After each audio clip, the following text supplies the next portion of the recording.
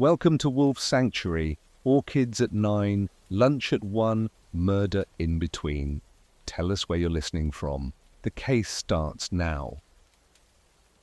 Nero Wolfe and the Gallery of the Broken Orchid. The afternoon had grown quiet enough that I could hear the tick of the clock in Wolfe's office, and that only happened when the city outside took a breath, or Wolfe hadn't. Fritz was in the kitchen testing a new recipe involving carbs, brains and sherry, which I had diplomatically avoided. Wolfe was, predictably, in the plant rooms communing with his orchids, which meant I had the rare luxury of silence. I was making good progress filing our notes on the Remsen case, which, incidentally, had ended with more embarrassment than elegance when I heard the doorbell. It wasn't noon, and it wasn't one of the 5 men Wolfe tolerated without prior warning, which meant this particular ring belonged to someone either brave, desperate, or stupid. I walked to the door and opened it not wide, just enough. She stood in the middle of the stoop like someone caught between here and whatever she'd left behind. Mid-30s, I guessed. Chestnut hair pinned neatly back, but one strand clung to her cheek as though it had disobeyed her orders. Her coat was sensible, well-tailored, not expensive, not cheap, and she held a sealed envelope in one gloved hand, her fingers white from the pressure. "Mr. Goodwin?" she asked. The voice was soft but not fragile. She knew where she was. "That's right. I must speak with Mr. Wolfe immediately." Her eyes flicked past me, not rudely, but as if hoping he might appear in the doorway, summoned by urgency alone. I said, "Mr. Wolfe does not see anyone without an appointment. He especially does not see anyone uninvited while tending his orchids. That is a law, not a preference." She didn't blink. Instead, she held out the envelope. "Please give him this. It's personal." I looked at the seal, thick cream paper folded crisply, and the wax, deep red, bore an impression. A broken orchid. I don't mean a drawing of one. The petals were cracked deliberately with jagged separation. I've learned to spot drama when it knocks, and whatever was in that envelope, it wasn't lunch plans. "Wait here," I said. "Don't move." I closed the door gently but firmly. Fritz was coming from the kitchen, towel over one shoulder, eyes curious. "She alone?" he asked. "She is. She may come in if necessary." The weather turned cold. Fritz never opens the door himself. Wolfe would sooner wear a fedora. I went upstairs. The plant room smelled of heat, humidity and chlorophyll. Wolfe was speaking to a Mazdavalia like it owed him rent. I waited until he finished that particular incantation. "Yes," he said, not turning. "What, a woman downstairs?" I said. "Name unknown, coat unwrinkled, smell of varnish and lilac. She asked for you by name. No appointment, no theatrics, but she brought this." I handed him the envelope. He took it and examined the seal without touching it. "This is new," he muttered. "Did she say where she was from?" "No." He studied the orchid seal again. "You examined it?" he asked. "Yes, not a crest, more a symbol. The flowers broken deliberately." Wolfe sighed. "Show her in, and I will owe you. I'll have that notarized." By the time I returned, she had not moved an inch. She was still standing exactly where I left her, like she'd rehearsed it. "You're in," I said, stepping aside. She entered, and I closed the door behind her. The hall light softened her features, but didn't erase the tension behind her eyes. "This way." I led her into the office. Wolfe was already in the yellow chair, the envelope unopened in his lap. His bulk seemed, as always, too permanent to have moved recently. The red chairs, always symbolic, never comfortable, faced him like the gallery in a courtroom. She sat without being asked, which I found both rude and efficient. "Miss," Wolfe prompted, not warmly. "Merrival, Daphne Merrival. I am the chief curator of Gallery Arnaud." "A gallery," Wolfe repeated. which explains the varnish. She glanced down at her gloves. I wasn't sure I would come, but I had nowhere else. I am not a refuge, Wolfe said. If you are in danger, call the police. If you are being followed, I suggest your own front door is safer than mine. If you are seeking sympathy, Mr. Goodwin will brew you tea, but take notes while you cry. I need none of those, she said quietly. Only a place where logic prevails. Wolfe inclined his head very slightly. I see. Then explain. She gestured toward the envelope. I can't say aloud what that contains, not yet, but it's why I came. Wolfe handed it to me. Open it, he said. The wax cracked under my thumb, brittle from cold. Inside, a single page, heavy bond, typed. Return what you took. We both know which one. If not, the truth comes out and the gallery burns with you. I'm not bluffing this time. There was no signature. Wolfe raised one brow. You believe this to be serious? Yes, she said, because the last time someone received one, they died. I looked at her.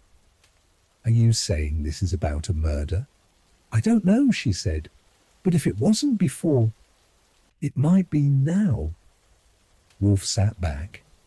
Start from the beginning, no lies, no edits. She closed her eyes for a second.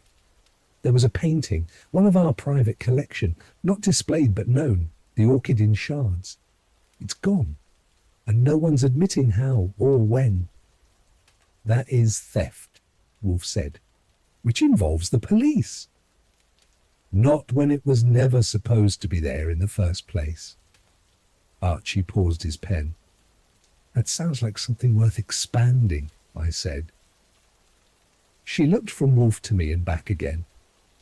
My mentor, Vincent Damery, acquired that painting under unusual conditions.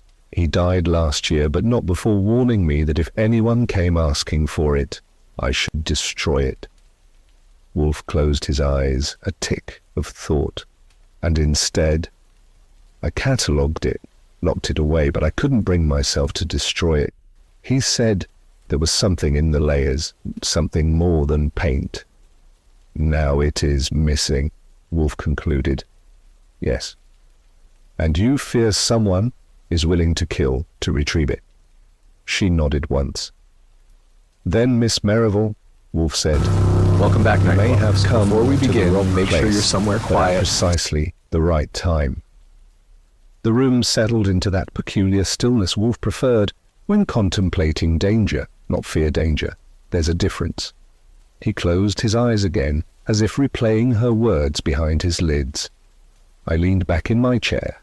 The name Vincent Damery rang a faint bell, but nothing loud enough to matter yet. Tell me, Wolfe said, opening one eye. Who has access to the vault where the painting was stored? 3 people, she replied. Myself, you and Keppel, our restoration specialist, and Madame Vernou, the gallery's primary patron. Madame Vernou, Wolfe repeated slowly. Of the Vernou estate? Yes. That is not a name I associate with discretion. She funds half our collection and expects silence in return. Wolfe's lip curled. Whether from distaste or amusement, I couldn't say. And Keppel, he's precise, dedicated, perhaps too much. He worshipped Damery. Then perhaps, Wolfe said, he also knew of this painting's unusual value? Her silence answered that question without words. I stepped in. Just how valuable are we talking? She hesitated. In money? Perhaps 30,000, in reputation more. I whistled low. And in motive? She nodded. Wolfe lifted the envelope again. Where did this arrive? At the gallery. Addressed to me, no return. Dropped into our after-hours box sometime last night. Who had access? The same 3. I said, You're not worried one of them left it? I'm worried, she said. One of them is dead next. Wolfe opened his eyes fully and reached for a beer glass Fritz had quietly placed beside him. He sipped, not a drop more than necessary. "You wish me to find the painting," he said, "and prevent a second death." "If possible," she said, "though I suspect they're connected." Wolfe looked at me.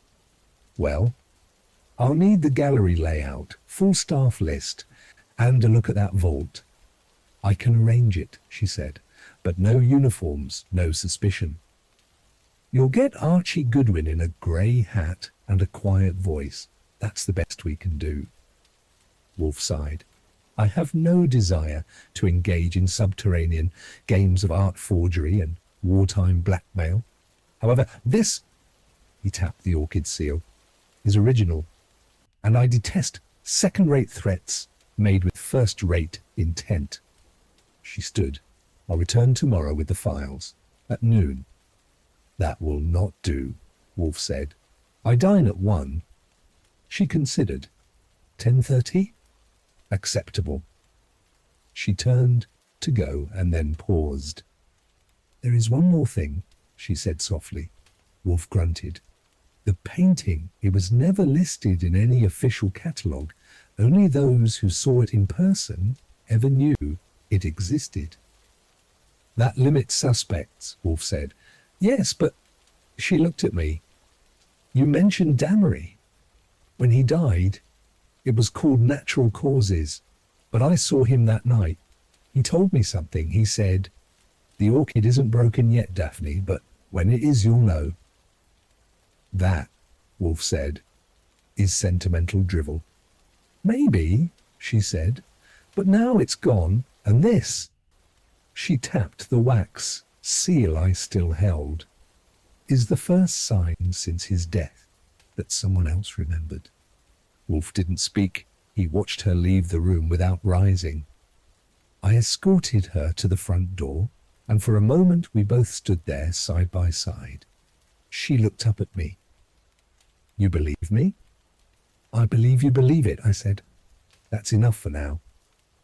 She stepped into the chilled afternoon and disappeared down the steps. I locked the door and returned. Wolfe hadn't moved. The beer was half gone. "She's hiding something," he said. "They always are." He didn't argue. "I want a full report on Vincent Damery's death. Dig deep. Look for details not filed in headlines." "You think it was murder?" "I think," he said, "people do not leave broken orchids behind unless something already broke them." He closed his eyes again, not for sleep, for thought. I went to the desk and opened the drawer where I kept our private casebook. I flipped to a clean page. I wrote a single line in ink. Case hash 412, the gallery of the broken orchid. And underneath it, one painting gone, one man dead, one woman waiting. Wolfe did not rise. He never did, unless the room was on fire, or I had violated some rule that required standing. Miss Merivale returned precisely at 10:30, escorted into the office by me, gloved hands folded tightly at the wrists, the same coat, same calm, but today her voice had edges. She sat in one of the red chairs. The envelope from the day before rested in Wolfe's desk drawer, unopened since I filed it there. But the message lingered, as if that broken orchid seal had released a scent that hadn't left the room. "I have the details you requested," she said. Her voice cracked slightly. She cleared it. "I brought a list of all employees with access to the vault. 3 names. I've added notes beside each for clarity." I took the folder and opened it. Neat, professional, typed on heavy cream paper. Wolfe grunted softly, which for him passed as approval. "Mr. Goodwin will examine this later. First, you must explain something." She looked up. "You have presented this as a theft, but your language is coloured by fear. That suggests the loss is not merely monetary." Her lips parted, then pressed together again. "It's not." Wolfe nodded once. "Begin." She leaned forward. not for drama, to steady herself. The painting is titled The Orchid in Shards.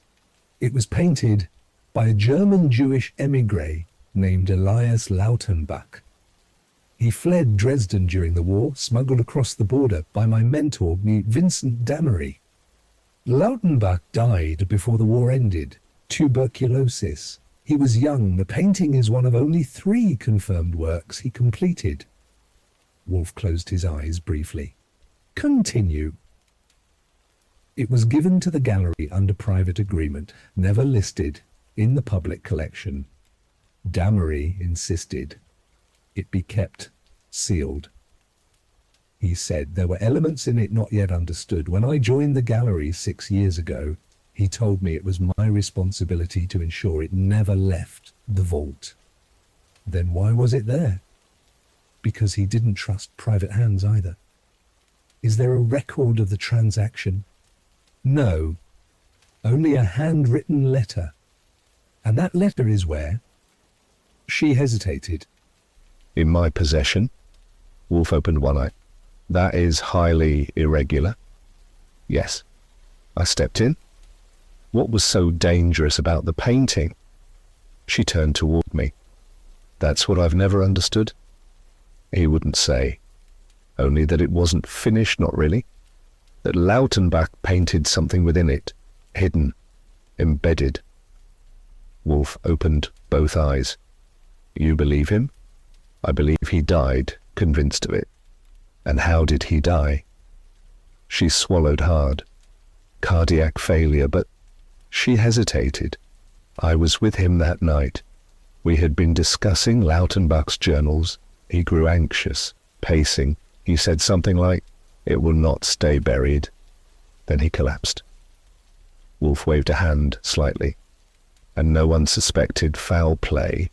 No, he had a heart murmur.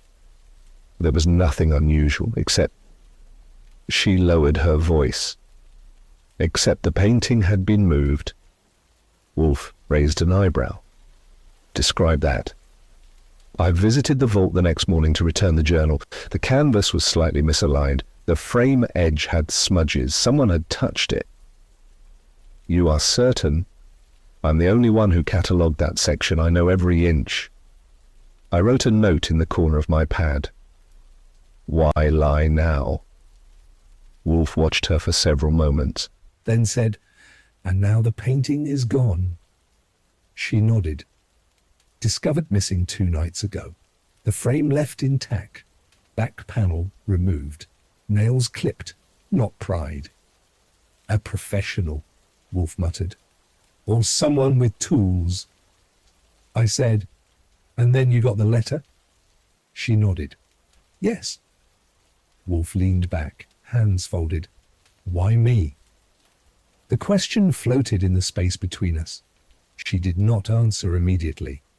I didn't know who else to trust. The gallery board would bury it. The police would demand a chain of custody I can't provide, and... She paused. "I remembered you. You have not been here before." "I have. Once, not to see you. I came with a former donor. The day he signed the Leclerc settlement. I searched my memory. That was 5 years ago." She nodded. Even then I thought, this place felt like it remembered things. That earned a brief glance from Wolfe, but no comment. He said, "You are risking your livelihood." "I know. And you came because a dead man once said something about a painting." "Yes." Wolfe sighed. "Then we are involved." She closed her eyes for a moment as if releasing something tight within her chest. "Thank you." "Don't." He stood slowly. That alone told me the weight of the thing had shifted. "I must examine the image," he said. "Do you have a reproduction?" She reached into her satchel and produced a photographic print. Black and white, high contrast. The composition was stark, a cascade of jagged orchid petals against a smoky background, abstract but precise. Wolfe stared at it for a long time, then handed it to me. Horseman will enlarge and analyze. Have him focus on cross-hatching and paint layering. I nodded. She said, do you think it could be a code? I think, Wolfe replied, there are two possibilities. He lifted one thick finger. One, it is merely a painting and you are being played. Another finger. Two, it is more than a painting, in which case we must ask who knew that before us. I said, I'll check records of known Lautenbach forgeries. Wolfe nodded. And you, he said to her, must prepare a full list of those who knew this piece existed. She hesitated. That's not a long list. All the better. Bring it tomorrow, noon. She stood. May I ask one thing? Wolfe made no gesture either way. If it is a code, why wait until now? Wolfe considered. Because codes only matter when someone needs the truth. She left the room in silence. I followed her out. At the door, she turned. There's something I didn't say. I waited. That night, the night Damery died, I heard someone in the vault. I stared. You're just saying this now? I didn't think it mattered. He was gone. The painting remained. But now, I nodded once. We find it. She left. I locked the door and turned back. Wolfe was in the chair again, staring at the orchid photo. This will not be simple, he said. No. Nor safe. No. He reached for his beer. Then let us begin. The next morning began with the scent of polish in the hallway and Fritz humming something in German that sounded suspiciously like a funeral hymn. Wolfe was already in the office when I came down, not reading, not speaking, just sitting with the enlarged photograph Miss Nero had provided. He didn't look up. Horseman returned the analysis. I raised an eyebrow. That was fast. He had it before sunrise. Wolfe tapped the edge of the photo. There is something beneath the third petal here, a faint grid, possibly graphite or charcoal. I looked closer. I had good eyes, and even then it barely registered. But it was there, a lattice pattern etched faintly into the background. Hidden sketch layer? Possibly, or a cipher. I pulled my notebook from my coat pocket. I contacted the Lautenbach estate, what's left of it. A cousin in Illinois. Knows nothing. Doesn't even own a reproduction. Wolfe grunted. What about the gallery's staff? Miss Merivale delivered the roster. I handed him the typed sheet. Names, roles, tenure, notes in tidy ink. Wolfe read aloud. Ewan Keppel, Restoration Lead. Madame Celeste Venu. Patron and silent partner, Daphne Merivale, Curator. I added, plus the night guard and the building manager, neither of whom had keys to the vault. Wolfe frowned. She said only 3 had access. They did. He looked up. Meaning? I sat. Keppel left the gallery early the day before the painting vanished. Claimed illness. Vanu was in Europe last month, but returned 2 weeks ago. Daphne herself admits she checked the vault that morning. That leaves 2 opportunities, the night before or the hours after Daphne's last check. Wolfe nodded once. Was the vault disturbed? No. Locked. No signs of tampering. Entry was via key. Then it was not stolen, it was taken. I said, by someone with keys and confidence. Wolfe's eyes narrowed. Or someone who believed they had a right. We paused. Outside, the streetcar rattled past. The silence afterward made the room feel smaller. I said, do you believe her? She believes herself, Wolfe murmured, which is more dangerous. He reached into his drawer and removed the envelope again. The orchid seal had dried to the colour of old blood. This insignia, he said, was not randomly chosen. I looked into it. There's no existing gallery logo or artist mark that matches. Wolfe said, "Then it is private, personal." I leaned forward. "You think Damery used it?" "I think," Wolfe said, "it was his signature. That stuck." "You mean the painting was marked?" "No, the painting was signed within." I considered that. If true, it made Lautenbach's canvas more than art. It made it confession. Wolfe stood slowly, deliberately. His weight shifted with the poise of a man who moved only when the world required him to. "Contact Kramer." That startled me. "You want the police involved?" "No," he said flatly, "but we must know if they are already." I went to the phone and dialed. Kramer answered on the fourth ring, sounding like he'd been yelling at someone before he picked up. "Kramer, it's Goodwin." "Don't tell me Wolfe wants a favor." "No, he wants to know if you've had any gallery thefts reported this week, private ones." There was a pause. "Why?" "Because something went missing, something that might have belonged to a man who died, oddly." Kramer exhaled. "We got a whisper from a gallery on East 66th. No official complaint. Just a quiet visit to the precinct by a woman in pearls." "Vanu?" "Could be. Left no name. Said if something came across our desk in the next few weeks, we should ignore it." I thanked him and hung up. Wolfe was already back in his chair. "Vanu blinked," I said. "She always would." That afternoon Miss Merrivale returned. No coat, no gloves. Her blouse was wrinkled and her bag looked half empty. She sat, but didn't wait for permission. "I've lied," she said. Wolfe lifted his brows slightly. "That is not news. Be specific." I said I didn't know what was in the painting. That wasn't true. Wolfe didn't interrupt. I didn't blink. She continued. "Damery once told me Lautenbach painted something during the war. Something that couldn't be spoken aloud. He believed people would kill to stop it from resurfacing. He said it would expose people, names, transactions." "Criminal?" Wolfe asked. "Worse," she said. "Foundational." Wolfe closed his eyes. "Then the letter was not extortion, it was a warning." She nodded. "I think someone is trying to retrieve the painting before it's made public." "Or destroy it," I added. She went pale. "I hadn't thought of that." Wolfe tapped the envelope again. "This seal was Lautenbach's?" "No," she said. "Damery's. He had it made. Said it was the only way to keep track." "Then whoever sent the note had access to his private effects." She nodded. "And there's more." I held up a hand.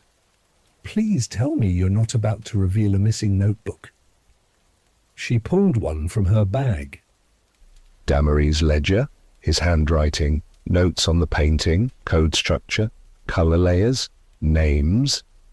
Wolfe took it without asking and examined the spine. "It smells of camphor." I kept it sealed. Wolfe opened to the first page. The ink had faded, but the content was legible. Coordinates, names, something in French. He handed it to me. "Photograph this and return the original to the vault." She shook her head. "I can't." "Why?" "Because the vault isn't secure anymore." Wolfe looked directly at her. "You believe someone on staff is compromised?" She didn't answer. Wolfe stood. "Then we must act." That evening, Wolfe summoned me back to the office. "I have reached my conclusion," he said. I waited. "Miss Merrivale must be removed from the gallery immediately." "Fired?" "No. Transferred, detached. She is in danger." I nodded. "And the painting?" Wolfe looked at the photo again. "It is no longer a painting." "Then what is it?" "A confession," he said. "Sealed in oil and canvas, and someone still wants it buried?" By 10:15 I was stepping into the Gallery Arno, which didn't look like a gallery at all from the outside, more like an aging midtown townhouse that had inherited its wealth but not its memory. The windows were tall, curtained in velvet the colour of dried blood. The brass nameplate by the door had tarnished to a noble sort of green.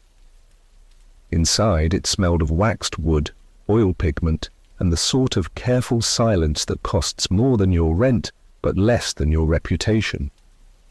I gave my name to a woman at the reception desk who looked like she belonged in an insurance office in Schenectady. She pressed a button and said, without turning, "You're expected upstairs." The stairs creaked in the middle, but only once, which made it worse.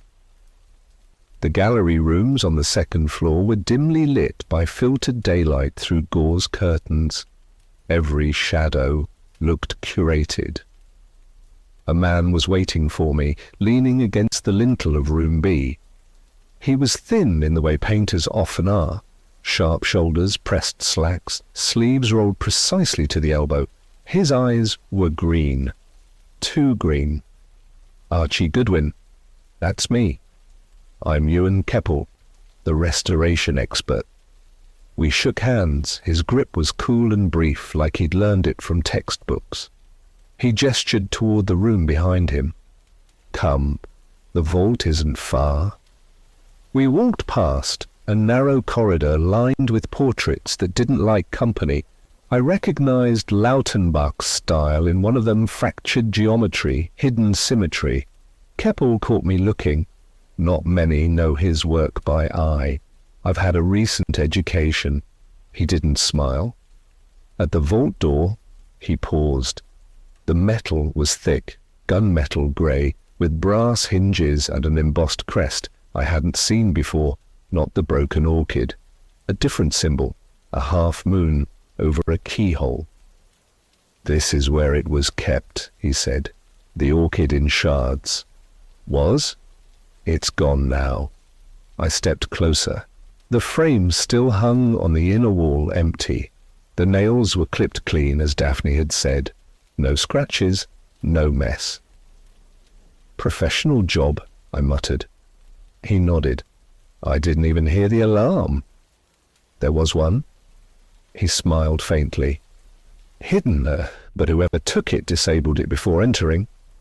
"Inside job." He didn't answer. I turned to him. "You were close to Damery?" "Very."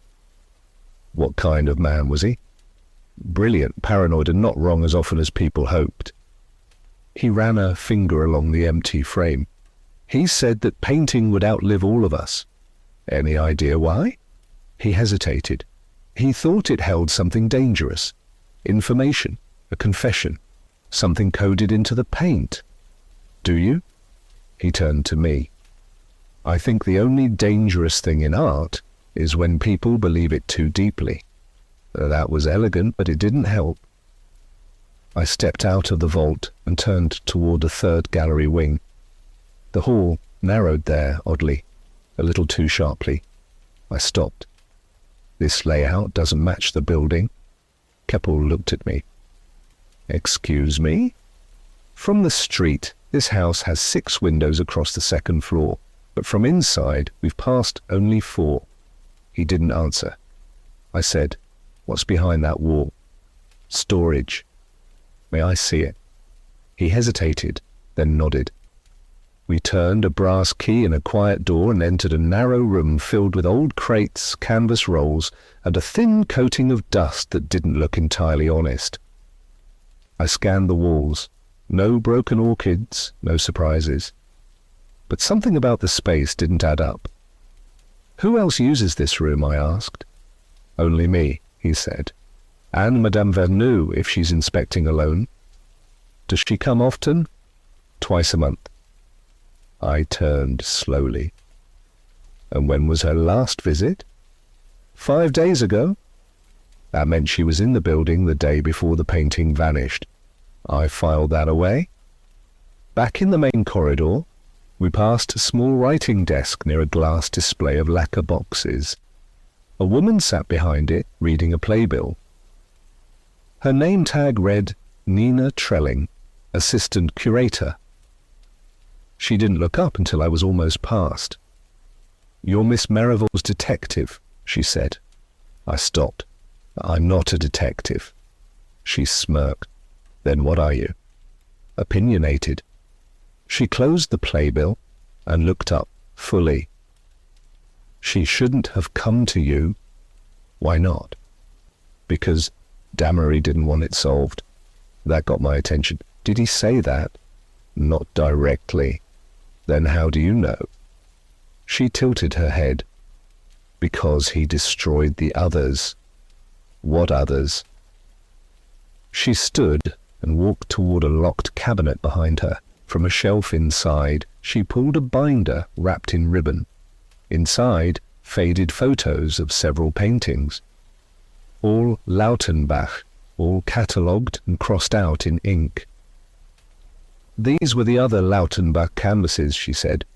"Damery had access to them. Then they disappeared, quietly, one at a time."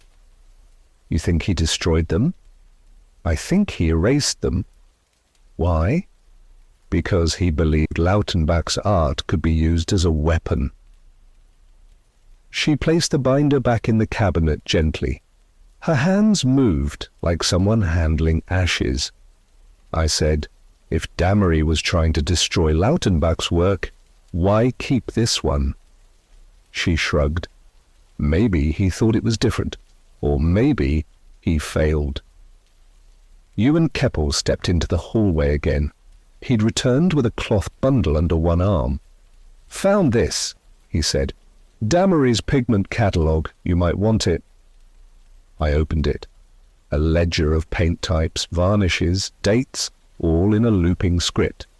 One entry was circled Ash Varnish, 1943. Keppel added, "That one was Lautenbach's formula. He mixed ash into the base layer, charred something, never said what." "Why?" "No idea, but it made the finish go matte. You couldn't light it directly, it swallowed glare, like skin." That hit wrong in my ears. I closed the catalogue and looked at him. "You ever try to reproduce it?" "Once," he said. "It reacted badly to heat, cracked in spirals."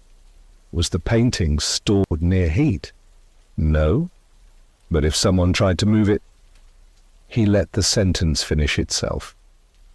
Back downstairs, I asked to see the gallery's guest registry. Nina handed me a worn, red leather book. The pages were mostly neat, except for two names scratched in so hard the paper dented. L. Harwick and V. Damery, dated 3 weeks before Damery's death. I ran a finger down the margin. "You remember Harwick?" Keppel spoke first. "He was a donor for a while, came in big after the war, then vanished." "Literally?" He nodded. "One day he was promising a Rembrandt. The next, his number disconnected." "Did he know Damery well?" "As well as anyone did. Damery was private. But Harwick had access, to the vault even." "That sounded generous for a donor," I said. "So Harwick disappears, Damery dies, and now a painting goes missing?" Keppel nodded. "Convenient. All connected?" I flipped another page in the registry. There was an entry 5 days ago, scrawled in a fine, old-fashioned hand. C. Vanu. Was she here the day before the theft? "Yes." "Alone?" Keppel hesitated. "No. She came with a man, tall, grey suit. I didn't catch a name." That narrowed it not at all. I thanked him, closed the book and stood. Back in the front room, I looked out the long gallery windows onto the midtown sidewalk. Nothing unusual, but something gnawed. The floor plan still felt wrong. I turned. "How thick is the western wall?" Keppel blinked. "Why?" "Because from the outside it extends nearly 12 feet farther than the inner corridor." He frowned. "There's nothing there but brick." "I'd like to see it." That request bought me a walk around the gallery's exterior, where I measured off the distance with my own steps. Not elegant, but effective. He was wrong. The gallery had a false partition, a space behind the wall that wasn't accounted for. A sealed room? I asked. He shook his head. Not to my knowledge. Can we access it? No. I pulled out a pen and made a mark on the brick where the measurement failed. It's there, I said, even if you can't feel it. That afternoon I returned to the brownstone. Wolfe was naturally in the plant rooms. I waited until he returned to his chair and poured his beer. Well, he asked. Keppel is clever but rattled. Trelling is bitter but alert. And Vernou came with a guest the day before the painting vanished. Hurwick? No one knows. I handed him the pigment catalogue. He flipped through it, pausing on the circled entry. Ash varnish, he said. Charred pigment. Lautenbach's own. I nodded. There's more. The layout's wrong. There's a sealed section of wall no one will claim. Wolfe's lips thinned. And you believe it hides something? I believe the painting may not have left the building. He nodded slowly, which means either Daphne Merrival lied or someone lied to her. I said, Damery and Hurwick both signed the guest book 3 weeks before Damery's death. Together? Yes. Wolfe looked up.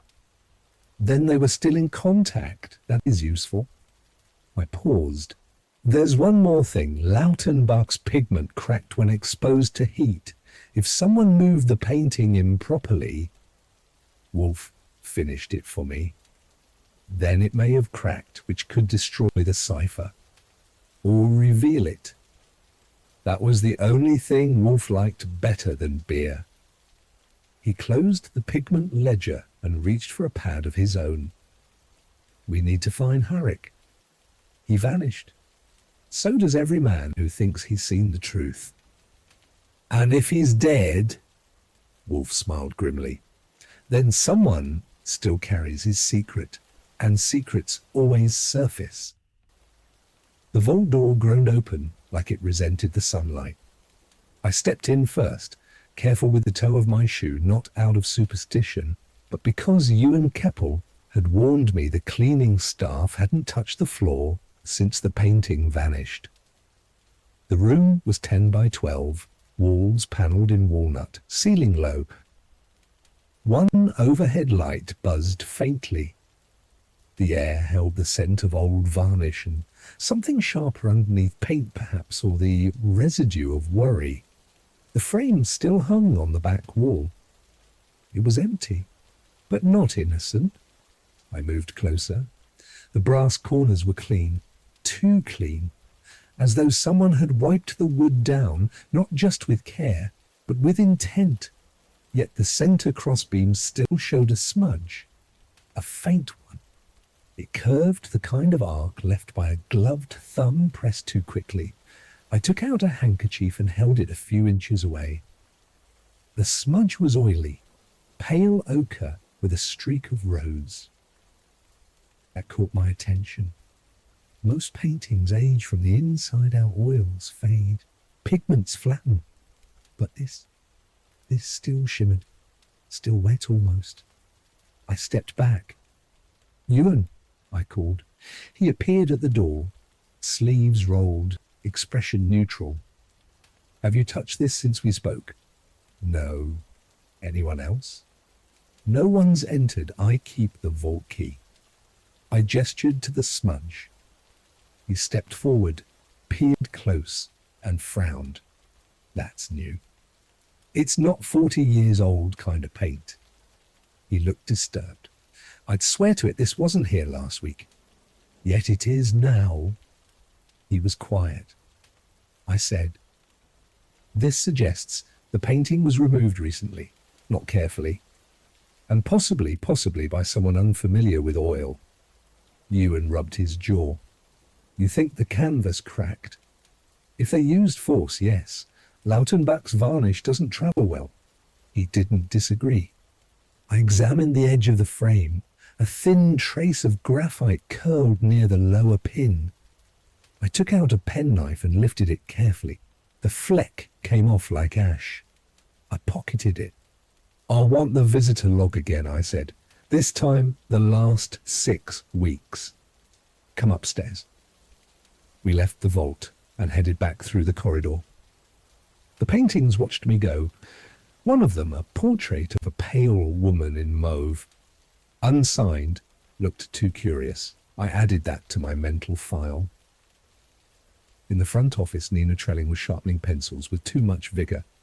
She glanced up. "Back so soon?" "You know Wolfe," I said. "He hates delays." She handed me the registry without being asked. I highlighted restoration appointments in green, visitor tours in blue, and private viewings in red. Efficient. Possibly too efficient. "Thanks." I scanned the entries. One caught my eye. 3 weeks ago, a private appointment. Name, Miss D. Morrow, not Merivale. "Who's Miss Morrow?" I asked. Nina blinked. "That wasn't a public name. She didn't sign herself. Ewan added that after." "Why?" "Because she asked not to be listed, but the insurance policy required a record. And she resembled Miss Merivale like a sister." I closed the book and nodded. Ewan had followed us in. "She came that day," he said, "to view a painting, said it was a Lautenbach. I refused. You told me no one touched it." He shifted. "I meant officially. She wasn't meant to be there, but I didn't think." He stopped. "You didn't think you'd need to explain it later?" He looked away. "She begged, and you caved. She said it was her last chance to see it." I handed him back the ledger. "Find me the exact date and time." He checked. 2:30 Tuesday, 21 days ago. I nodded. "Was Madame Vernou here that day?" He hesitated. "Yes." "Did she see Miss Morrow?" "Briefly." I didn't like that, not at all. Back at the brownstone, I gave Wolfe the report. He listened with eyes closed, beer untouched. When I mentioned the glove smudge, he opened one eye. Colour. Pale ochre, rose accent. He considered. Unstable mix, not Lautenbach's original tone. That was my guess. The visitor record. I passed it over. He turned to the name D. Morrow and stared at it. "Morrow," he said. "An alias? Likely Daphne." He nodded. "She entered the vault 3 weeks ago. Then the painting vanished 1 week later." He drummed his fingers. "She took it. She may have tried to photograph it, or touch it, or smuggle it out." I didn't answer. He said, "You do not believe she stole it?" "No." "Why?" "She's terrified. And if she had it, she wouldn't be asking for help." He sipped his beer. I want all restoration appointments from the last month, including after hours." "I have that." He scanned the list, paused halfway down. "This one," he said. "Keppel, 4 days ago. No assistant logged, no public entry. Duration, 3 hours. I leaned forward. "Do you think he recovered the painting?" "No," Wolfe said. "I think he tried to recreate it." "That's a bold assumption," I said. "No," Wolfe replied. "It's an informed suspicion." He slid the schedule towards me with one thick finger. 3 hours alone in a locked room. No gallery record of output. No staff corroboration. He claims he didn't touch the frame, yet you found fresh paint. He said he hadn't seen it until now. And you believe him? "No," I said, "but I believe he wants to." Wolfe leaned back in the yellow chair, hands folding over his midsection. "Have Fritz prepare tea," he said. "Tea," he waved a hand. "Caffeine, Archie, not sentiment." I left him to brood. and crossed into the kitchen. Fritz was in the middle of trimming veal medallions, but when I mentioned tea in Daphne Merivale's name, he paused. "I know that woman," he said. I blinked. "From the gallery?" "No, from here." "You mean the brownstone?" He nodded, wiping his hands. "She came once, a long time ago. 4 years, maybe 5. "Why?" "She accompanied a man, older, polished. They sat in the front room. I served coffee." "Who was the client?" "I do not remember, but she didn't speak much, only watched Wolfe." "Watched him?" "Not like a stranger, like someone who already knew his voice." That chilled me more than the tea. Back in the office, I passed on the account. Wolfe accepted it without lifting his eyes from the photograph of the empty frame. "She's concealed more than motive," he said. "She's concealed history." I nodded. "What now?" He gestured toward the hallway. "Call her. Have her return at 8. "Tonight?" "Yes, before Keppel burns what he's built." That gave me pause. "You think he's building something?" "I think," Wolfe said, "he is trying to resurrect a myth, and myths burn brighter before they vanish." I called the gallery. Nina answered. "She's not here," she said. "Left early." "Where to?" "Didn't say." "Keppel." "Still in the studio, locked in." I relayed this. Wolfe said nothing for a long moment. Then, with rare emphasis, "Go!" I took the Heron and crossed town before dusk fell. The gallery was dim, but not empty. A single light burned in the west wing. Keppel's studio. I entered through the side and made my way up the narrow service stair. The air was thick with varnish. That was the first clue. The second was the music, something soft, violin playing low on a phonograph. I knocked once. No answer. I turned the knob. It opened. The room smelled of heat, paint, and smoke. Keppel stood at the easel, his back to me. His hand, trembling, held a brush, still wet with ochre and ash. The canvas in front of him was large, nearly the same size as the missing Lautenbach.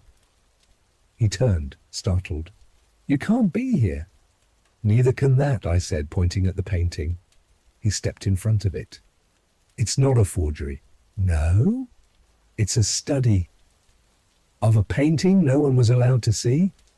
His face was pale. "I remembered it," he whispered. "Every line, every shadow.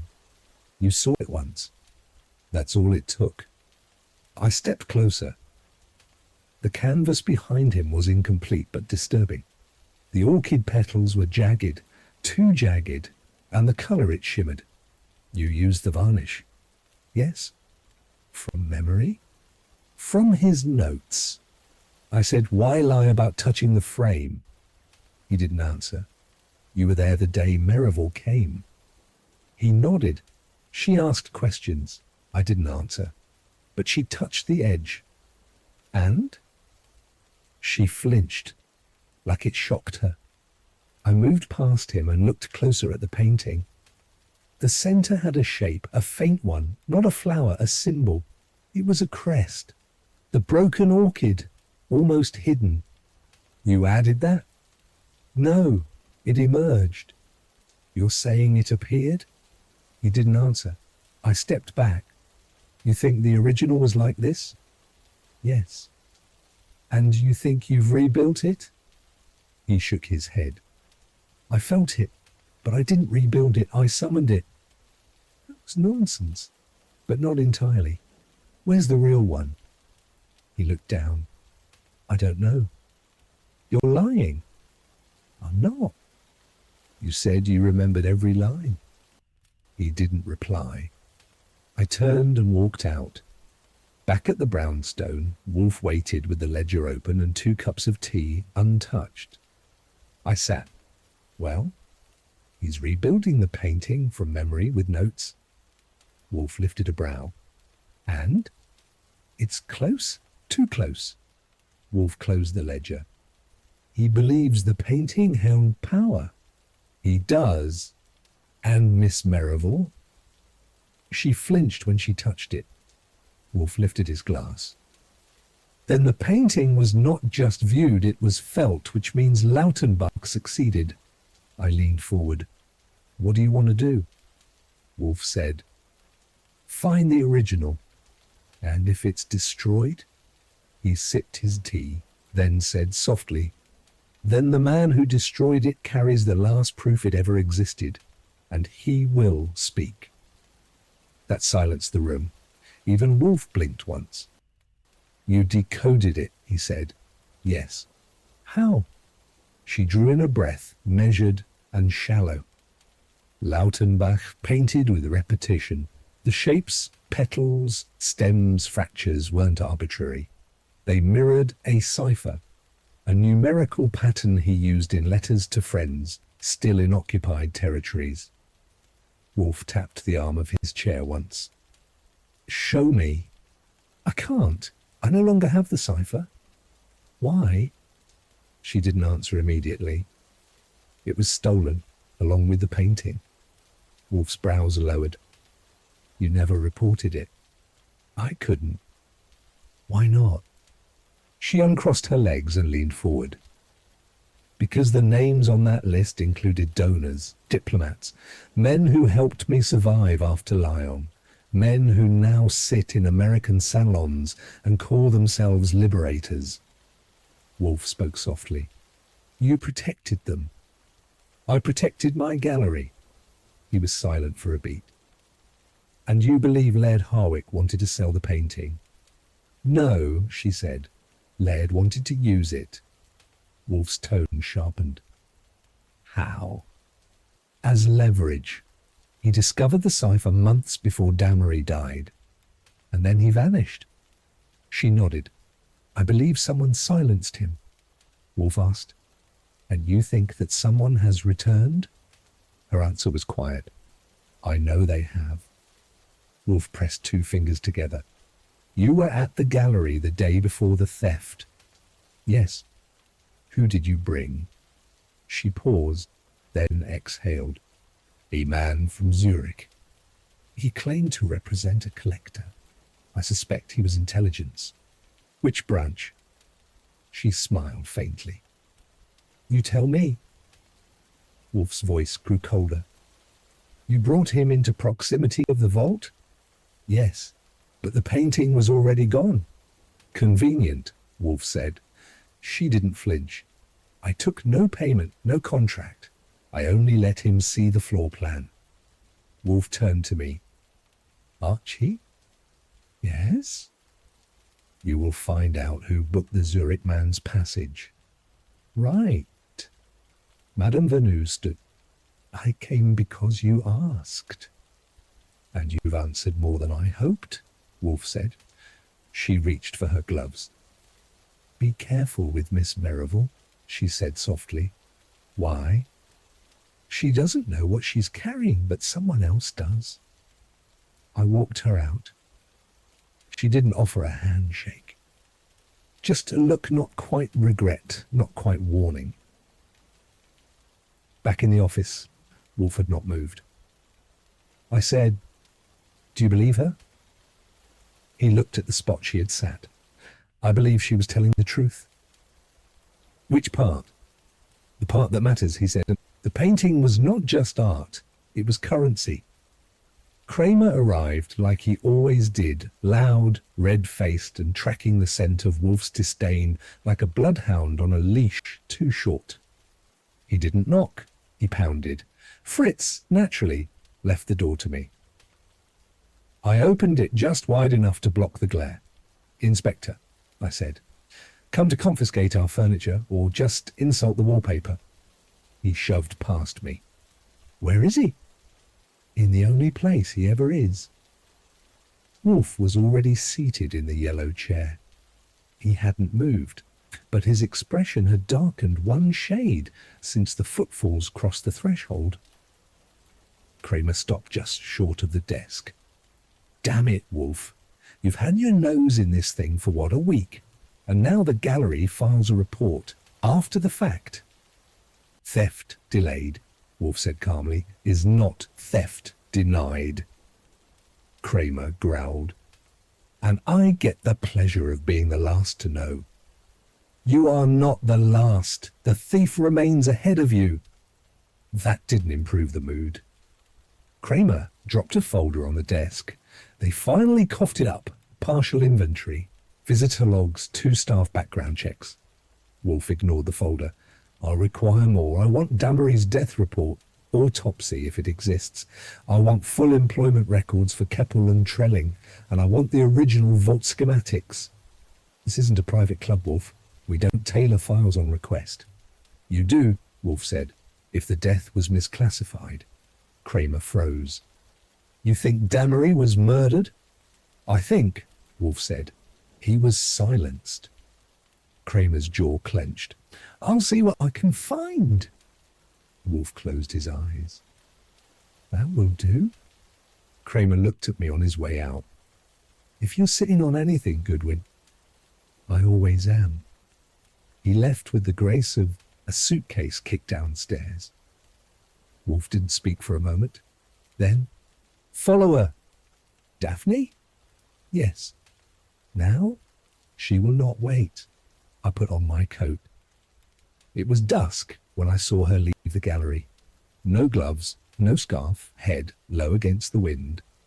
I followed half a block behind, blending in with commuters and street lamps flickering on. She walked south. Took a left off Lexington, then 2 more turns into older territory brick buildings, with faces crumbling at the corners. She stopped at a doorway marked 421. No buzzer, just a chipped frame and a dull brass knob. She knocked. The door opened from within. She stepped inside. I counted to 30, then crossed the street. The building smelled like old laundry and boiled floor wax. I found the stairwell and followed the creaks to the 2nd floor, ears sharp. Somewhere above, a radio was playing a Benny Goodman tune through static. But behind door 2, be silence. Then voices. I moved closer, pressed to the wall. Daphne's voice, tight, just above a whisper. You said it was destroyed? Ewan Keppel replied, softer still. I thought it was. I watched it burn. No, she said. You watched something burn. I had to choose. You weren't there. Pause. Damery trusted you. A longer pause. Don't say his name. Their words turned to low murmurs, too muffled to catch, but the tone was jagged. I glanced down the hall. No one, no witnesses. I eased back, slow and quiet down the stairs. Whatever had passed between them, it wasn't gallery business. It was memory and guilt. Outside, the cold hit harder. I lit a cigarette on instinct. It didn't help. Back at the brownstone, Wolfe was in the office with a glass of beer and the folder Kramer had left. He looked up once. Well? They met. Apartment building on East 58. 2nd floor. Low rent. High anxiety. He said, what did she say? She said he told her it was destroyed. Ah. He said he thought it was, that he watched it burn. Wolfe took a measured sip of beer. And? She didn't believe him. Nor do I. I hung my coat and crossed the room. What do you think he burned? A replica, Wolfe said, or a decoy. Something to sell the story. He mentioned a choice. Wolfe tapped his fingers on the desk. Then we are closer. The truth has weight now, and weight leaves marks. I said, you still think she's clean? Wolfe closed the folder slowly. I think she's carrying a secret she doesn't understand, which makes her more dangerous than if she did. He looked at the orchid seal, still pressed flat beneath the sheet of glass on his desk. Howick knew. Damery knew. Keppel suspects, but only one person, he said softly, still sees the painting for what it was. I waited. "And who's that?" He looked at me. "The one who hasn't spoken yet." Horseman arrived before 9. That alone marked the day as unnatural. He entered the brownstone with his usual briefcase, top coat too short, shoes too polished. I met him at the door and led him silently up to the office, where Wolfe waited with a rolled print secured in twine. Wolfe didn't stand. He merely gestured toward the cleared desk surface. "Begin?" he said. Horseman removed his gloves with delicate precision. "I've brought the loupe and the lamp," he said. "Is this the image?" "It is," Wolfe replied. "You will treat it with the assumption that it is the last intact record of Lautenbach's The Orchid in shards." Horseman nodded once. With great care, he unrolled the print and anchored its corners. Then he adjusted the desk lamp, unscrewing the bulb's dome to let the direct light hit at an angle. I watched the surface of the photo take on depth. The orchid's jagged petals shimmered faintly, layers of oil captured in black and white, frozen in a kind of agony. Horstman leaned in with his loupe. He didn't speak. Wolfe didn't breathe. After a moment, Horstman said, "There's something here." He pointed, very gently, toward the lower left quadrant of the image. In the cracks between the base petals, a pattern. Wolfe leaned forward, still seated. "Describe it." Horseman adjusted the light again. "It repeats, in pairs. Triangles nested inside triangles. Some turned outward, others flat." Wolfe looked at me. "Get the Lautenbach correspondence." I opened the drawer and removed a leather-bound folio of translated letters courtesy of Daphne's private archive. Wolfe opened to a marked page and held it beside the photo. "In 1944, Wolfe said, he wrote of embedding meaning in recurrence without symmetry." Horseman murmured, "Exactly." He continued examining the surface, moving slowly, tracing with the tip of a capped pen. "There are 3 layers," he said. "The original sketch, the visible orchid petals, and the fractal geometry beneath." Wolfe said, "And what do they imply?" Horseman looked up. "They imply intent." Wolfe's voice dropped. "Then this is not only art, it is cipher." Horstman nodded. Wolfe sat back, eyes closed. "Thank you, Mr. Horstman. Leave the loupe and the print." Horstman packed his things without question and left with no more than a nod. When the door closed, Wolfe opened his eyes. "Archie?" "Yes." "The painting never left the gallery?" "That's a twist." "No, that's logic." I moved closer to the desk. "Then the smudge of fresh pigment?" "Planted, to imply removal." "Why?" Wolfe drummed his fingers. "Because someone wanted it searched for, not found." I frowned. "You're saying the theft was staged?" "I am." "By whom?" Wolfe reached for the print again, running one finger along the faint triangles.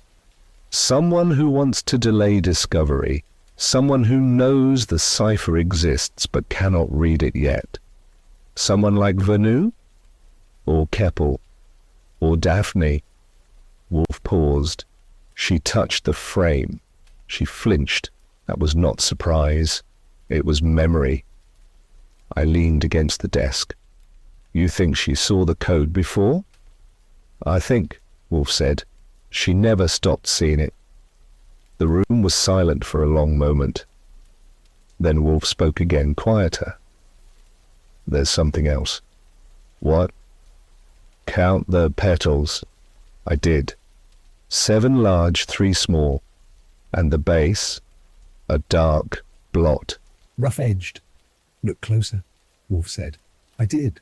The base wasn't just a blot, it was a symbol.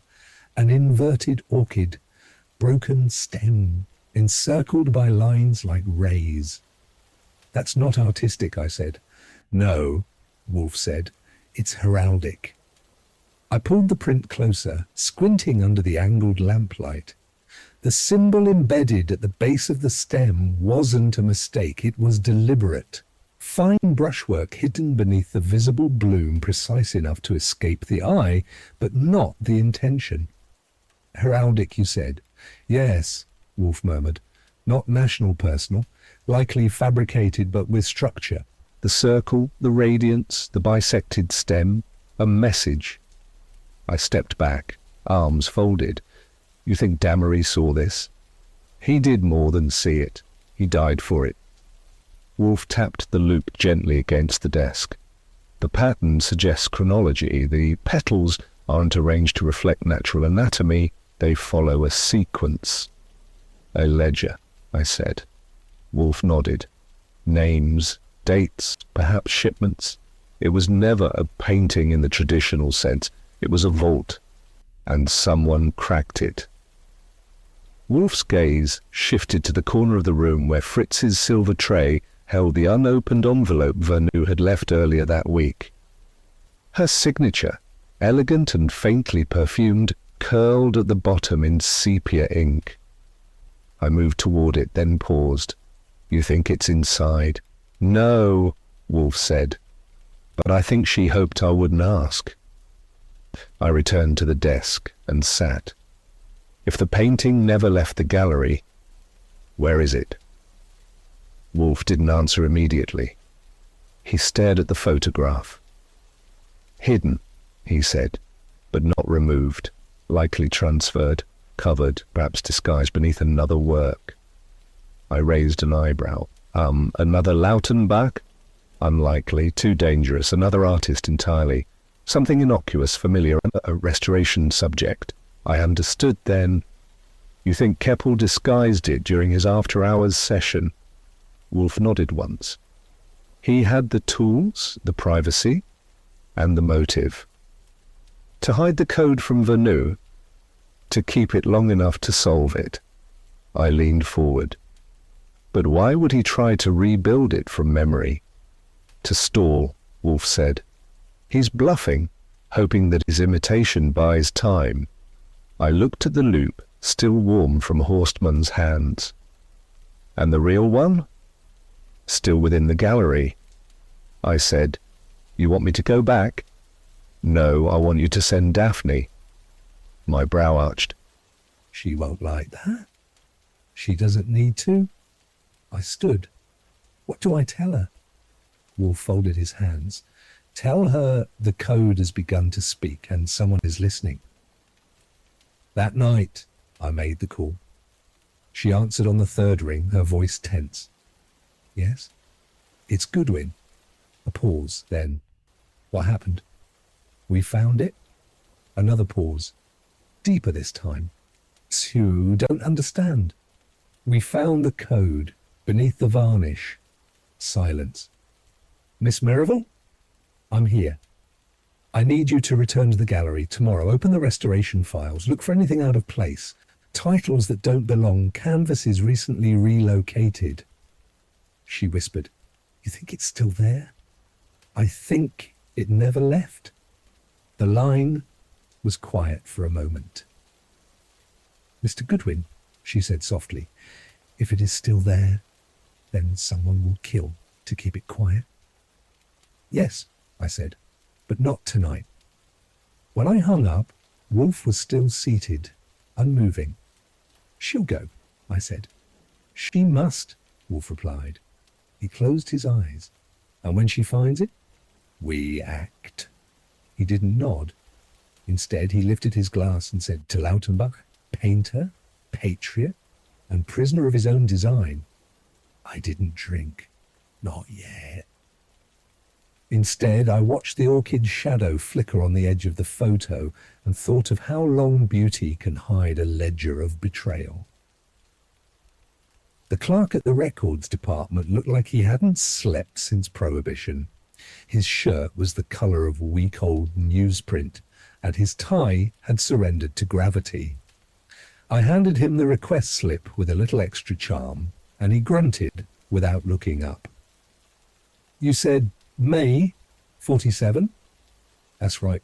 Manhattan morgue records, cause of death, unknown, identity, John Doe, location, Harlem Presbyterian. He scratched the back of his neck, then shuffled off like a man made of paper. 10 minutes later, he returned, not with a folder, with a box. That many? File was flagged, he said. 2 cross-references. Signature on one of them didn't match the death ledger. Happens sometimes. He opened the lid, fished out a manila folder, and handed it over. Knock yourself out. I flipped through it. There were 2 death certificates. One said, Harrick Laird, born in Sussex, England, 1905. Date of death, March 14th, 1947. The other said, Jacob Hammond, same date, same morgue intake number. Different names, same body. And one of them had been signed out by a familiar hand. Miss D. Merivale. I took a breath and looked again. The handwriting matched the gallery registry. So did the flourished tail on the lowercase f. No doubt. I closed the folder and slid it back in the box. Then I left, stepping into the foggy grey of late afternoon Manhattan, coat collar up and mind racing. Back at the brownstone, Wolfe was finishing his beer when I walked in. Did you bring it? He asked without turning. I set the file on his desk.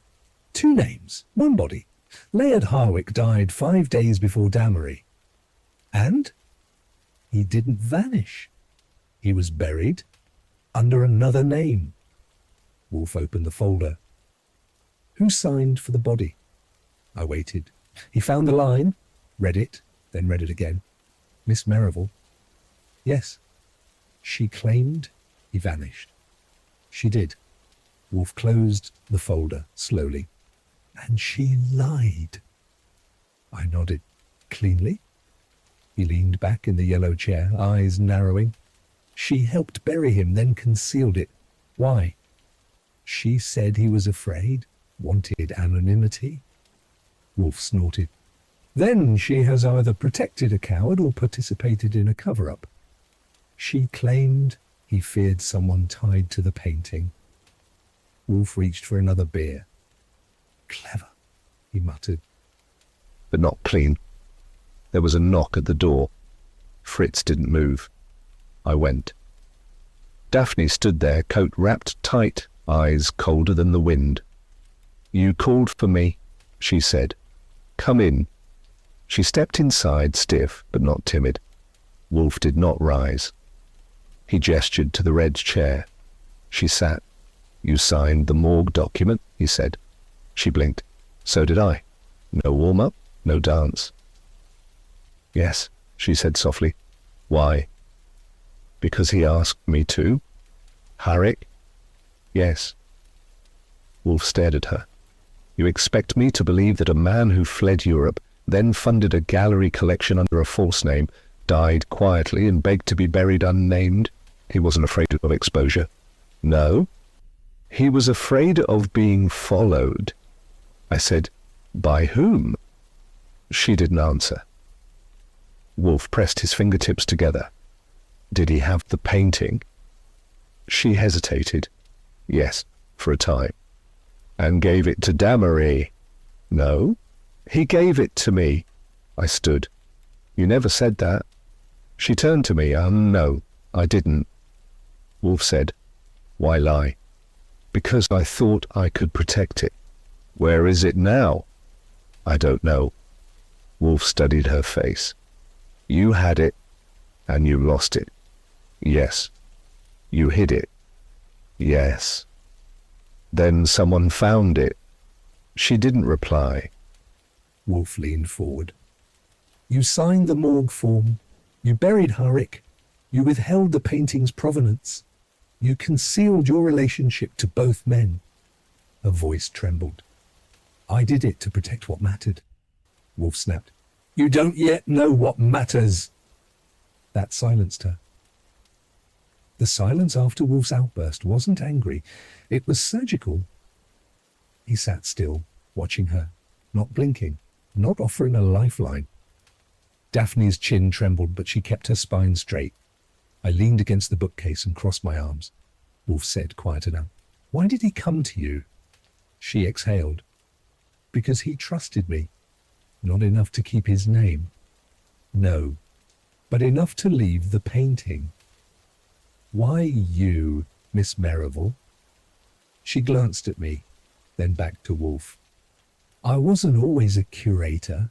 Before that, I was a translator. Military intelligence. London, I worked in cipher teams. And Harrick, he was one of ours, a liaison. That landed like a dropped glass. Wolfe shifted slightly. So the painting passed between agents? Yes. Harrick received it after Lautenbach's death. He said it was safer than paper. And Damery? Never touched it, only knew it existed. But you had it. I did. When did you lose it? She swallowed. 3 months ago. Wolfe's eyes closed briefly. That's when you visited the vault. She nodded. I suspected Keppel. I went alone. The frame was intact, but the canvas was wrong. Too tight. The texture wasn't Lautenbach's. I said, why not report it then? Because I didn't know who to trust. And now? She hesitated. I don't know anymore. Wolfe opened his eyes. You said Howick feared someone tied to the painting. Yes. Who? I don't know his name. Describe him. Tall, thin, quiet, American accent but not local. He followed Howick after a conference in Geneva. Twice. And you think he found him here? I do. Wolfe tapped the file. The death was marked natural causes. It wasn't. No autopsy. They claimed embolism. No bruising? She shook her head. None noted, but I saw his face. And? There was blood at the nose, not normal, and he had a cut inside the lip. Wolfe turned to me. Notes. I flipped my pad. Autopsy waived by gallery proxy. No toxicology. Body cremated. Wolfe scowled. So the truth died with him. Daphne's voice was faint now. Not if the painting speaks. Wolfe looked sharply at her. You think the code remains? I do. You cracked it. Part of it. Names, transfer amounts, one phrase repeated, which was, under the amber vault. Wolfe frowned. That is not metaphor. No, she said. I think it's literal. The sealed gallery corridor, I offered. Yes, she said. That space. It was bricked up after a fire. Wolfe stood slowly. Then that is where we look. Daphne turned to him. You believe me now? I believe you participated. And that makes me what? Useful, Wolfe said. And compromised. Her lips parted, but she didn't argue. He added, and someone clever enough to bury a man under a false name does not do so without cause. She stood. I'll get the blueprints. No, Wolfe said, you'll go home. She froze. Why? Because if someone's watching the gallery, they'll expect you. Then send Archie. Wolfe glanced at me. Tomorrow, after dark. I nodded. Daphne left quietly. I walked her out. She didn't speak until the door opened. I never meant to deceive you, she said. Everyone means something, I said. What matters is what they do. She nodded once and vanished into the city mist. Back upstairs, Wolfe had returned to his chair. She's clever, he said, but not clean. He lifted the file again, then closed it for good. We now know Harrick is dead, that she buried him, that the painting moved hands through intelligence channels, that someone wanted it decoded or erased. I asked, Do you still believe it's in the gallery? He looked at me. I believe it never left. I poured a glass of sherry, handed it to him and said, then let's twist the frame. The light in the office was dimmer than usual. Rain tapped faintly against the window panes.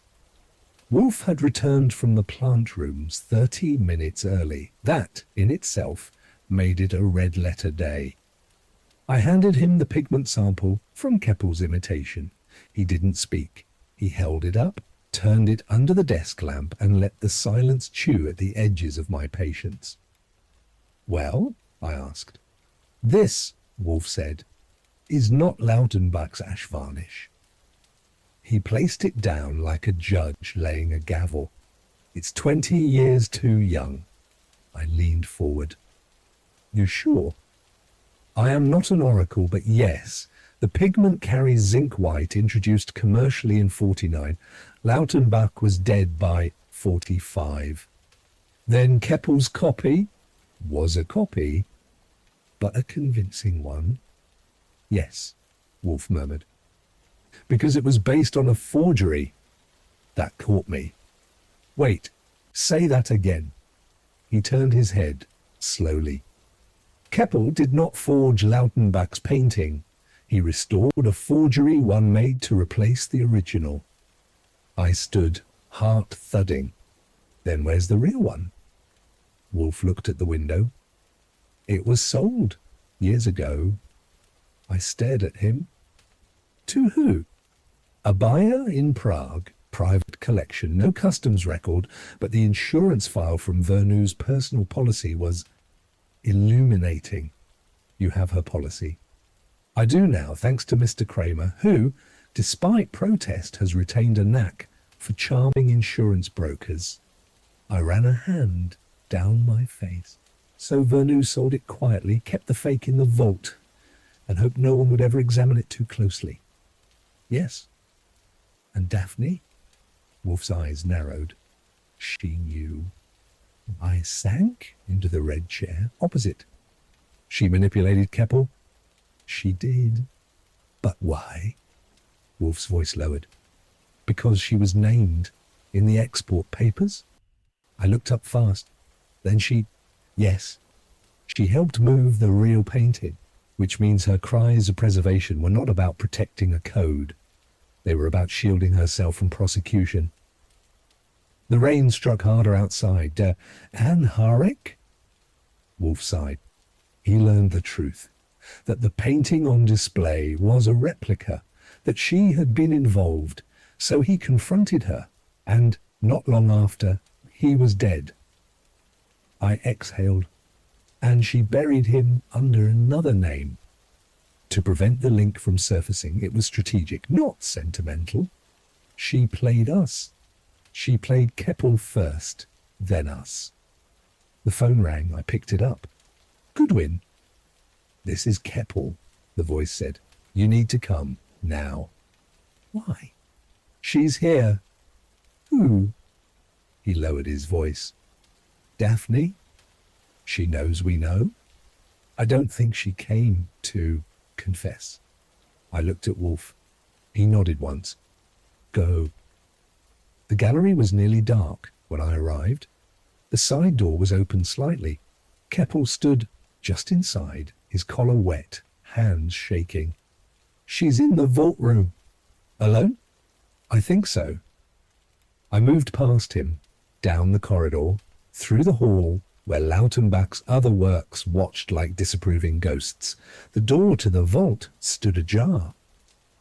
I stepped in. Daphne stood before the empty frame. The painting, fake or otherwise, was gone. She turned. I suppose you're here for an answer. That'd be nice. She didn't cry. She didn't tremble. She said, I tried to protect it. No, I replied. You tried to protect yourself. She walked toward me. I didn't know the buyer, not truly. I thought it would vanish into a vault somewhere, that no one would ever trace it. But Howick did. Yes. And when he threatened to tell, you buried him. Her voice cracked. I didn't kill him. You let him die anonymously. She stepped closer. And what would you have done, Mr. Goodwin? Shouted it from a rooftop? Damery was dying. The gallery was bleeding money. Vernu needed leverage, and two thought I could fix it. I kept my voice calm. Keppel believed you. I needed him too. And now? I needed time. Time to find the real painting, buy it back, before Wolfe uncovered it. You're too late. She blinked. What? We know where it went. We know who insured it. And we know you signed the export papers. She said nothing. You staged the theft of the replica to buy sympathy, and to kill the trail before Wolfe found the pigment flaw. I was desperate. No, you were calculated. She looked away. I never meant to hurt anyone. I stepped aside. You still can. She walked past me, heels echoing on the marble floor. Back at the brownstone, I filed the final pigment analysis. Wolfe had eaten half a quail egg and turned it upside down on the plate, like a punctuation mark. She'll confess, he said. No, she won't. Perhaps not to us. But to someone. Yes, Wolfe said, someone who cares. She cared about Hurrick. She did, but not enough. We were quiet a long while. Then Wolfe said, prepare a summary, full chain of custody, from Lautenbach to Prague. I asked, what will you do with it? He looked toward the window. I will send it with a letter. No return address, no signature. To who? To the man who bought the truth, Wolfe said.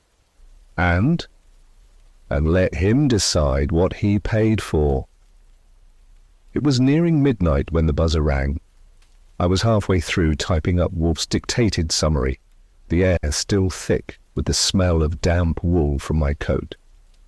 Wolfe didn't move. He had his fingers tented and eyes closed, not sleeping, just withdrawing, like a bear in its den. I crossed to the door. The voice on the intercom was Keppel's, tense. She's gone. I pressed the button. Gone how? She left the gallery an hour ago with a crate. Painting sized? Yes. Wolfe's eyes opened. I covered the receiver. She's moving the forgery. He nodded once. Keppel added, she had a car waiting. She didn't see me. Did you follow? No, but she was heading toward the river. I think she's going to destroy it. Wolfe's gaze narrowed. Let her. I stared. What? Wolfe waved a hand. If she burns it, it becomes evidence of intent. Destruction is guilt. Let the fire speak. You're letting her go? I'm letting her finish. The East River wore a coat of steam and iron that night. I parked 2 blocks from the docks. Rain fell in fine needles, hissing against the pavement. I saw her figure in the distance, Daphne, a long coat, the crate at her side, hands shaking as she worked a crowbar.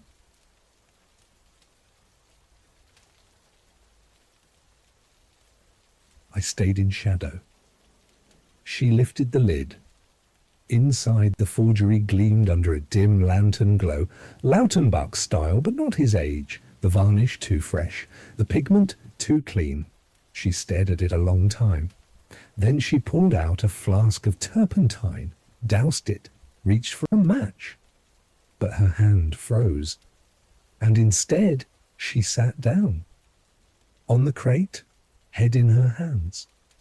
I stayed there 15 minutes watching. She didn't move again. I didn't interrupt. Sometimes collapse is louder than confession. By morning, the painting was back at the gallery, still intact, smelling faintly of turpentine.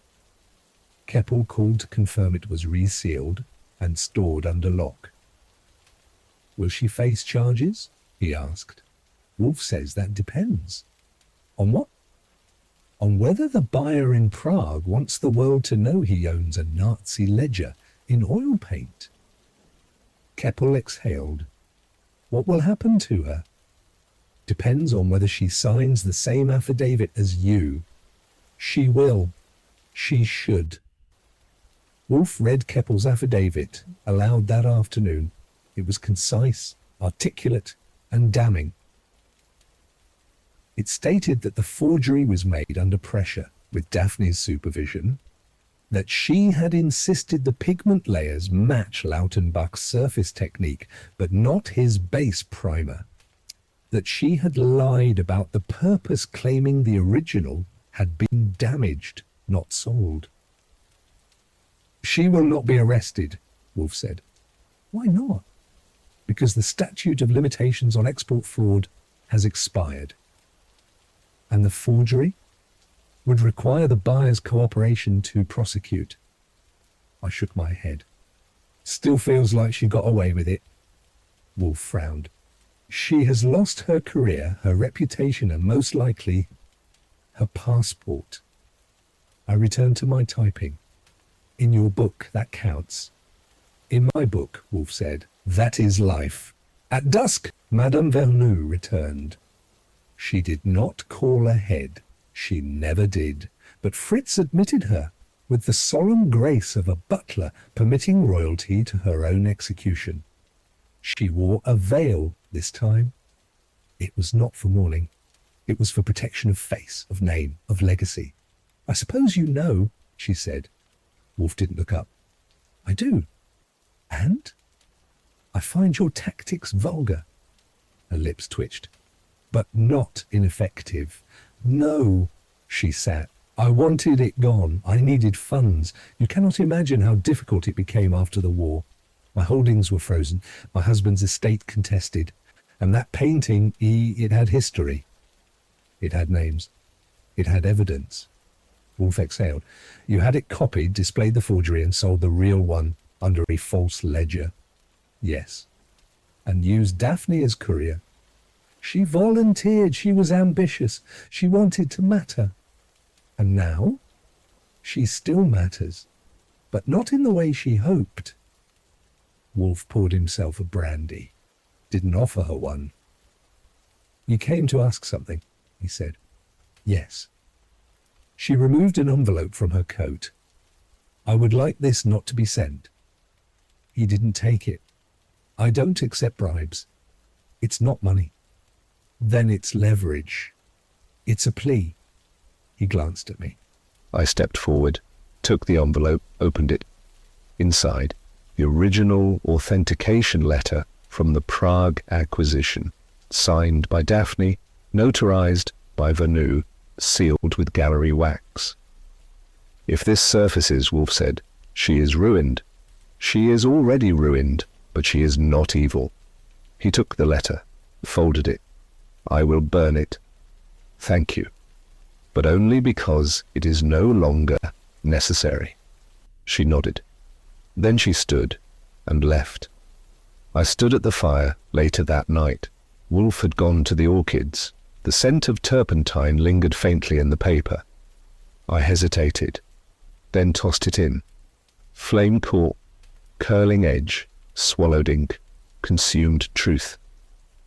There is a justice, not written in law, just in fire. The red chairs were full. Their legs were lined up along the curve of Wolfe's office rug like wary conscripts at review. Each guest sat as if the chair itself had accused them.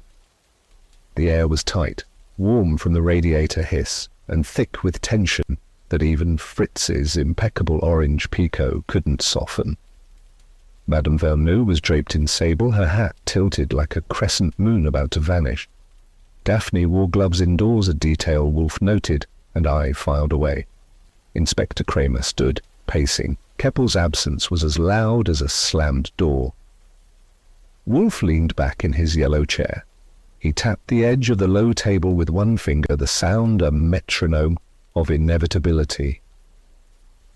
Miss Daphne Lang, Wolfe began, his tone like an old cello tuning. You are aware of the consequences of obstruction, are you not? Daphne didn't flinch. I'm aware of murder, Mr. Wolfe. Are you accusing me of it? I seldom accuse, Wolfe said. I explain, then I let the consequences gather themselves. Kramer folded his arms and shifted his jaw. Wolfe, if you've got something, get to it. I don't have time for theatrics. Wolfe closed his eyes for a long moment. Then, you'll stay precisely the length of time needed, Inspector, as will we all. He motioned, and I crossed the room with the stiff manila folder that had arrived that morning. It contained 3 things: the laboratory toxicology report from Keppel's autopsy, the signed ledger Wolfe had recovered from behind the false panel in the gallery's basement, and a photograph. High resolution under filtered light, showing the pigment layer of the orchid in shards. Wolfe selected the photograph first. This, he said, holding it carefully by the edge, is what you call artistry, Miss Lang? Daphne squinted. It's a scan of a forgery, apparently. Indeed, Wolfe murmured. A forgery that you persuaded Mr. Keppel to restore, knowing it wasn't authentic. Madame Verneau let out the softest breath, almost a gasp. That's not true, Daphne said. It is, Wolfe said. And regrettably, it is not the worst of your lies. He laid the image down. There is a cipher in the underpainting, a deliberate distortion of the original brushwork, applied with pigment containing trace metals consistent with cleaning solvents. Mr. Keppel found it. Kramer raised his brow. Found what exactly? The ledger, Wolfe said, or at least its map. A codex? Names, dates, vault coordinates, Nazi confiscations, laundered into post-war art holdings. One such cache detailed within was liquidated through a Swiss bank under the name Verneau. The room seemed to shrink. Madame Verneau didn't move. I didn't know that, Daphne said quickly. She never told me that. I believe you, Wolfe replied, because she did not know you were restoring a forgery. She thought the painting had been sold discreetly to a buyer in Liechtenstein 2 years ago. Verneau's head turned sharply. How did you learn that? Wolfe didn't answer her. You substituted the forgery in its place, he went on. You told Keppel you were trying to preserve it, though you knew it was fake. When he found evidence of a code, real, dangerous, and traceable, he confronted you. Wolfe's tone dropped lower, more clinical. You killed him using methyl chloride, found in the solvent mix you requested for the varnish removal. The same compound was detected in Keppel's sinuses during post-mortem. Not enough for most to notice unless one knew what to test for. I watched Kramer's fingers twitch. His expression was dark. Wolfe held up the toxicology report. You lured him to your studio. You handled the chemicals. When he collapsed, you called no one. You simply left. Daphne sat motionless. Her gloves, I noticed, were slightly stiff at the fingertips, the result of frequent bleaching, perhaps. That's... No, Wolfe interrupted. Don't insult me. He picked up the ledger. The painting was never meant to be found, only decoded. But you wanted both, the prestige of its recovery and the protection of its silence. Madame Verneau finally spoke. Her voice was a low, elegant tremor. I didn't know, she said. Not about the ledger, not about the code. I had debts. I sold it because I needed to. The buyer assured me it would remain in secrecy. I never thought... You thought carefully, Wolfe said, but not fully. Kramer stepped forward. That ledger, can I see it? Wolfe nodded. I handed it to him. Kramer flipped through it like it was a Bible full of names he recognized. Daphne leaned forward suddenly. You think I killed him for a document I couldn't even read? Wolfe was already nodding. Yes, but not for the words, for what they implied, for what might surface. You feared what Keppel would bring forward, not because you understood it, but because you couldn't control it. Her face flushed. Then she laughed. Low, bitter, short. You can't prove any of it. I don't need to, Wolfe said. Kramer does. Kramer was silent. Then he looked at her. He can place you at the scene, Wolfe added, with your fingerprints on the glass ampoule.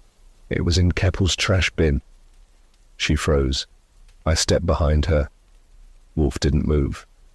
I'm tired, he said softly. Miss Lang, you are clever, but not clean. There was a long, still moment. Daphne's breath caught halfway between defiance and collapse. The red chair beneath her made no sound, but her spine seemed to settle against it, as if the fabric had quietly confirmed her defeat. Madame Verneau turned slightly, her gloved fingers resting on her cane. Her voice, when it came, was more rueful than sharp. She was only trying to protect me, Verneau said. No, Wolfe replied. She was protecting herself. You were incidental, useful, but not necessary. You did not kill Keppel. She did. The rest is noise. Kramer gave a half nod, slow and reluctant. He'd seen it before guilt that spiraled inward until it buckled. I suppose, Daphne said finally, you'll want me to confess. No, Wolfe said. I want you to stop pretending it was mercy. Her eyes narrowed. You think I enjoyed it? I think you feared irrelevance, he said. Keppel was a technician, but he read the ledger. You were fluent in gallery circles, not secrets. When he found something you couldn't interpret, something dangerous, you did not consult. You acted. Kramer pulled out his notebook. We'll get a statement, but not here. Yes, Wolfe agreed. Take it elsewhere. The chair is needed. He leaned back with a sigh and motioned toward Fritz, who had just entered with a tray. Coffee, please. Fritz set the tray down, but his eyes lingered on Daphne. She had not moved. Archie, that is. I reached for her gloves. She didn't stop me. As I peeled them from her hands, I saw what I expected. The fine red trace along the cuticle. A solvent burn, too light to notice unless one looked for it. Wolfe had. She didn't resist when I helped her to her feet. I want counsel, she said. You'll get it, Kramer said. She glanced once at Madame Verneau. Nothing passed between them. Then she walked to the door with me beside her. As it closed behind us, I heard Wolfe sip. The silence afterward was cleaner than most. Kramer returned 10 minutes later, his shoes wet with city melt. Wolfe didn't rise. She'll be arraigned, Kramer said. The lab will match the solvent. It's a good collar. Wolfe only nodded. She didn't break, but she didn't lie either. I imagine, Wolfe said, that she stopped seeing the distinction. I stood by the globe, one hand on the Atlantic. And Verneau? She'll testify, Kramer said. She's got motive not to rot in a cell. I'll write the summary, I said. File it before dinner. Wolfe exhaled slowly. The red chairs stood empty again. That evening I returned to the office after a walk in the park. Wolfe remained in the Orchid room longer than usual.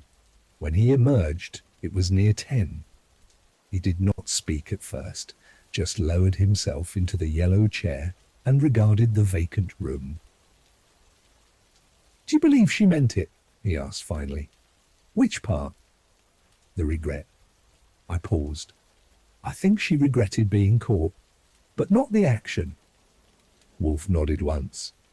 Then, she chose an irreversible method that speaks not of rage but calculation. Cold, I said. Yes, Wolfe replied, but clever, too clever, that is the pity. I reached for my coat. He looked toward the folder still resting on the side table. You'll burn that? I asked. Wolfe gave me a long look. Then, with a soft grunt, he leaned forward and took it in his hand. One day, he said. Not tonight. And that, as they say in the trade, was that. Ask ChatGPT. The morning after the confrontation, the air in the brownstone was still and sharp. The February sun, such as it was, slipped in through the sheer curtains like a polite guest, unwanted but tolerated. Kramer arrived at precisely 11. No call, no warning, just a sturdy knock at the front door and the unmistakable timbre of irritation woven into the creak of the floorboards as Fritz ushered him into the office with thinly veiled disapproval. He didn't bother with the red chair. Where is she? He asked. No greeting, no hat removal, just the scowl of a man handed something he didn't want truth. In the front room, Wolfe said, voice a smooth chord beneath the sunlight. Fritz, if you please. Fritz vanished like a stagehand behind a velvet curtains. Moments later, Daphne Verneux entered. Her coat had been buttoned wrong, one collar tip curled inward, the other jutting up like a broken fin. Her gloves were the wrong colour, not quite black, not quite clean. She stood by the globe near the window. Kramer took 2 steps forward. Daphne Verneux, you're under arrest for the murder of you and Keppel. You have the right to remain silent. She didn't move. Wolfe shifted, just once, in the yellow chair. You may delay the formality if she prefers, he said, though I expect her compliance. Daphne turned to him, the corner of her mouth twitching in something too tired to be irony. I always thought, she said softly, that you'd have a nicer rug. Kramer snapped open the cuffs. The metal clinked like frost breaking on a window pane. She let him lead her. No fight, no tears, just a brief glance at Wolfe, one last performance, as though hoping he might write her a softer ending than the one earned. On the threshold, she paused. I just wanted to finish his masterpiece. Then she was gone. The front door sealed with a familiar, deliberate finality. Fritz did not watch. It was 3 hours later when Wolfe emerged from the Orchid room. His shirt sleeves bore the scent of sandalwood soap and faint root stimulator. He sat without ceremony. I handed him the last of the files, Keppel's background, Verneux's tax filings, the gallery's silent investors, all now accounted for in black ink. You didn't like her? I said. Wolfe raised one brow. I found her effective, he replied. A woman willing to weaponize sentiment a tool, Archie, not a crime. But it didn't fool you. No. He gestured toward the ledger on the desk. The ciphered print, the one found behind the faux canvas, wrapped in painter's cloth, labelled innocuously in Keppel's careful hand. It still held the scent of shellac and something older, more corrosive. I dislike artifice, Wolfe said, when it substitutes for integrity. I watched him reach for the lighter. Burning it? Yes. He opened the brass tray beneath the hearth. The paper caught quickly a curled edge before a blossom of gold and grey. Smoke wavered through the room, not thick, just enough to coat the edge of the hour. You're not keeping the code. I already know what it says, he said. And so do you. He wasn't wrong. The ledger was genuine. Keppel had discovered the cipher beneath layers of pigment, a list of smuggled accounts dated years earlier, some tied to damaged frames, others to untraced loans. Art laundering dressed in archival language. The final signature had been Hurrick's. Daphne, upon learning of it, had chosen ambition over preservation. Wolfe folded his hands. It is no longer our concern. That evening the brownstone resumed its rhythm. Fritz prepared parsnip soup. The radio played Bach, soft enough not to distract. The rain returned brief and polite, as if the weather too wished to remain inconspicuous. I sat in the office, tapping notes into the underwood, the ink finally smooth again, my notes on the gallery's closing, Vernoux's expected trial, the sudden quiet of the board of directors. When I paused, I didn't move, I just listened. The orchid room was silent now, but the varnish scent still hovered, and I could hear Wolfe's footfall, the weight of it, once every 12 steps, as he paced between the hybrids. "Archie," he called. I rose. "Yes, sir?" "There's a cutting on the rear table, third shelf. It has wilted. Would you like it removed?" "No, let it decay properly." I nodded. And then he said nothing more. The next morning a courier arrived. Not the usual one. This man wore a coat too large and shoes too soft, and he looked like he'd never seen an envelope heavier than a theatre programme. He handed me a brown parcel and shuffled off without a word. Inside, a single page, handwritten, gallery stationery. From the interim director, Madame Vernou had stepped down. A quiet resignation, though no one used the word. The gallery would close for curation and audit, effective immediately. There was no mention of Daphne, not in print. But she lingered in the smudged signature, in the crooked crease of the page, the kind of silence only earned when someone had once mattered and then did not. I found Wolfe with his orchids. The room was warmer than usual, not hot, not stifling, but ripe with life. Vander blooms curled over clay pots, roots hung in purposeful disarray. He did not turn when I entered. "I assume it's about the gallery." I handed him the letter. He skimmed it, one brow lifted. Then he folded it and tucked it into a volume of orchid records, as though filing it under unworthy. "Will they reopen?" I asked. "In time," he said. "Scandal fades when it is inconvenient." We stood there, Wolfe and I, surrounded by the most fragile things in the house, and somehow the only ones that endured. Later that day I walked to Keppel's apartment. It wasn't required, Wolfe hadn't asked, but I'd kept the key, and something unfinished clung to the corners of my notebook. The doorman didn't blink. Either the police had warned him, or he'd already learned to keep his questions quiet. Inside, the place was neat. Too neat. Restored by someone who wanted guilt hidden behind furniture polish. The easel still stood near the window, but the brushes were gone. Only a few books remained: French art history, catalogues, and one slim volume I hadn't seen before. I opened it. Blank pages, except for one. A single quote scribbled in pencil. "Some paintings lie not in what they show, but in what they refuse to hide." I left it there. "Some ghosts don't want names." That evening Fritz served smoked trout with lemon. Wolfe was already in his chair, a warm cloth over his knees. The orchids had been tended. The rain had returned.